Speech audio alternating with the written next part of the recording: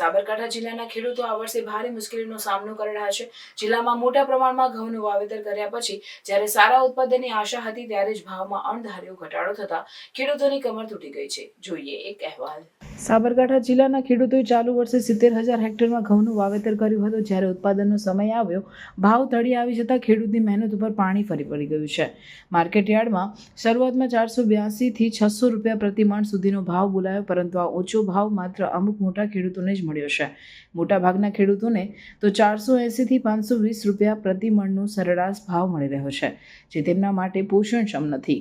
એક વીઘામાં ઘઉંના વાવેતર પાછળ અંદાજે 20 થી 25,000 રૂપિયાનો ખર્ચ થાય છે અને કાપડીનો વધારાનો ખર્ચ પણ 5 થી 6,000 રૂપિયા જેટલો આવે છે. આવી સ્થિતિમાં 480 થી 520 રૂપિયાનો ભાવ મળતા ખેડૂતોને તેમની ઉત્પાદન કિંમત પણ મળતી નથી અને તેમને આર્થિક નુકસાન સહન કરવાનો વારો આવ્યો છે. એક બાજુ ખેડૂતોને પોષણક્ષમ ભાવ મળે તે માટે ટેકાના ભાવે ખરીદીની જાહેરાત કરી છે, પરંતુ હજુ સુધી જિલ્લામાં ટેકાના ભાવે ઘઉંની ખરીદી શરૂ કરવામાં આવી નથી. હજુ ઘઉંની ખરીદી માટે સરકાર નોંધણીની પ્રક્રિયા જ કરી રહી છે. ખેડૂતોની માંગ છે કે જલ્દીમાં જલ્દી ટેકાના ભાવે જલ્દી ખરીદી શરૂ કરવામાં આવે તો ખેડૂતોને થોડો ફાયદો થાય તેમ છે. એક બાજુ ખેતી મોંઘી બની છે તો બીજી બાજુ મોંઘો ખર્ચ કરી રાત દિવસ પાકની માવજતમાં લાગી જતા ખેડૂતોને ઉત્પાદન સમયે યોગ્ય ભાવ ન મળતા ખેડૂત આર્થિક રીતે તૂટી રહ્યો છે. ખેડૂતને ઉત્પાદનમાં ઓછું મળે છે. વીઘે 30,000 થી 40,000નો ખર્ચ આવે છે. એને લેવાનો ખર્ચ મને પોસાતો નથી. માર્કેટની અંદર ભાવ પણ 400 થી 450 મળે છે. ખેડૂતને પોસાતું નથી. સરકાર કે જે ખરીદી કરવાનું કે પણ ખરીદી ચાલુ કરી નથી, તો ખેડૂત હાલ પરેશાન છે. તો સરકાર એના ઉપર ધ્યાન આપવું જોઈએ.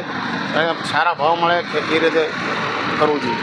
હવે સરકારે ધારી તો ખેડૂતોને પતાવી દેવાની વાત છે. હવે 480 રૂપિયા ચાલુ કર અને 520માં બધો ઘઉં પતાવી દે. 496 કહો કે 51 કહો કે સારો માલ હોય ને તો એ 420માં પતાવી જ દેવાની વાત છે. ખરેખર એ માલ ખેડૂતો 700 રૂપિયા હોય ને તારે પોસાય એવું છે. એક બાજુ મજૂરી મોંઘી થઈ ગઈ, ડીઝલના ભાવ એટલા ને એટલા છે. હવે ખેડૂત થેસરવાળો 1500 માગે, ટ્રેક્ટરવાળો ફેરો કરવા એટલે 1500 માર્કેટમાં લઈને જાય તો ખેડૂત ભાડે હું ખેડૂત ભારવાનું જ નહીં, એમાં નુકસાન જ છે. હવે સરકાર કહેતી કે ખેડૂતોને દેવું આવક ડબલ કરી દઈશું, બાકી ખેડૂતોને દેવું 3 ગણું થઈ ગયું. 3 ગણું દેવું થઈ ગયું એટલે ખેડૂત ઊભો જ નથી થવાનો. અને હું તો ધારું છું ખેડૂતો સંગઠન થઈ ખરેખર ઘઉં આપવાના બંધ કરી દેવા જોઈએ, તો જ સરકારને ખબર પડે કે ખેડૂતો હું ધારીએ કરી શકે. અમુક સંગઠન નથી, એનું કારણ છે કિસાન સંઘ ફૂટી ગયેલો છે. એટલે આ ભરતું નહીં સરકાર. અને ખરેખર સરકાર બદલાવાની જરૂર છે. જેમ આ 10 વર્ષે 5 વર્ષે ભાગ્યા બદલી નાખીએ છીએ, ગમે તે બદલી નાખીએ, ભાડા લે તો બદલી નાખે. આ લોકો ફેંકી દેવા જવાની જરૂર છે, બાકી હાર તો મેળ નહીં પડે. અને આ દાદાગીરી, ખુલ્લી દાદાગીરી, સાચા માણસો તો ભરવાનું, નબળા માણસો ચલાવવાનો, આ તો કોઈ રીત છે? હવે ખેડૂત બંધ કરી દે છે ખેતી કરવાની. અને હિંમતનગર નજીકમાં તો લગભગ ખેડૂત બંધ જ થઈ ગઈ છે. ભૂંડોનો ત્રાસ, આ રોજગારનો ત્રાસ, આ બજારની ગાયો એટલી બધી 1000 ગાયો ખેતરોમાં પડે, ખેડૂત શોથી પૂરું થાય? હવે પેન્શનની સબસિડી આપવાની વાત કરે છે, એ ખાલી સબસિડી તો નેતાઓ લઈ જાય છે, કોઈ સામાન્ય ખેડૂતને મળતી જ નહીં. એટલે ખરેખર ડાયરેક્ટ ખેડૂતોને લાભ થાય એવું કરો તો ફાયદો છે, બાકી ખેડૂત ખેતી બંધ કરી દેવાનો છે. હવે આ માર્કેટમાં ઘઉં આવ્યા છે, પણ અમારો ભાવ તો 500ની અંદરમાં બધા ચાલુ થવાના છે, થાય છે 2 દાડાથી જોઈએ છે. હવે 500 ઉપર તો ભાવમાં તો કશું રહેતું નથી. 600 ઉપરના ભાવ પર તો અમુક વધે છે. બાકી અત્યારે મજૂરી ગણો, તમે લેબર ગણો, ખાતર બિયારણ ગણો, મોંઘવારી ગણો, ટ્રેક્ટરનો ડીઝલનો ભાડો ગણો. ખેતીમાં તો ઉત્પાદન થયા પછી 10 મણ જ વધે છે વીઘે, બાકી લેબરમાં ને ખર્ચામાં જ જતું રહેશે. એટલે આમાં 600-650 ઉપર જો માર્કેટ ભાવ પડે તો ખેડૂતને આજે ઘઉં પોસાયો છે, બાકી દોણા ખાવાના હોવા પડશે.